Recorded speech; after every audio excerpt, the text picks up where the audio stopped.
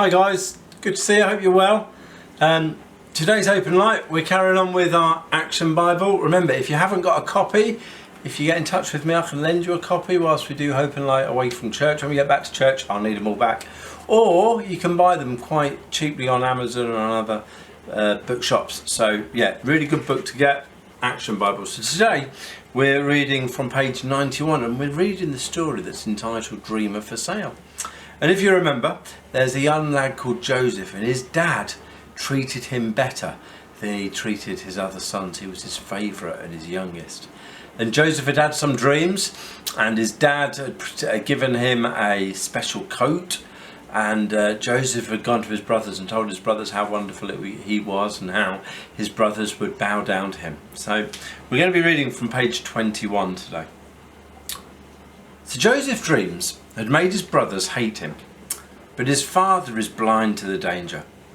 Whilst his older brothers are tending the sheep far away in the land of Shechem, Jacob sends Joseph to find them. Go check on the flocks and tell your brothers, let them know, and to let me know how things are going. But when Joseph's brothers saw him approaching, they started grumbling. Here comes that arrogant dreamer. I've had enough of his talk. Let's get rid of him. Joseph's brothers pounced on him, stripped him of his fine coat and threw him down an empty well. Then they talked about how to get rid of him for good. Let's just let him starve, one brother said. Wait, said another. See that caravan coming? A caravan was a group of merchants who were travelling across the desert with their camels and with their slaves, and they were called a caravan. Wait, said one of the brothers, a caravan's coming. Maybe we could sell Joseph to them as a slave. Then we could get rid of him and we could make some money. So the brothers pulled Joseph out of the empty well and dragged him to the caravan. This boy is our slave, they said, but he talks too much for our liking. How much money would you give for him? The man in charge of the caravan thought, he's a handsome boy. He would be earning a very good price in Egypt. But he said to the brothers, he looks soft. At most I could offer is 15 shekels. But Joseph began to shout. His brothers covered his mouth. Keep still, slave. See, always talking. Look, 20 shekels and you've got a deal. Reuben, one of the other brothers, had been watching the sheep and trying to figure out how to save Joseph. But the caravan soon went out of sight, with Joseph being dragged along behind. Then Reuben really realised what his brothers had done. Where is Joseph? He shouted to them. What have you done with him? We sold him for some traders bound for Egypt. Joseph can annoy foreigners for a change. Here's your share of the money. Sold him?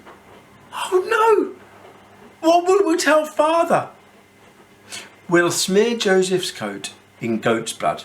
Father will blame wild animals.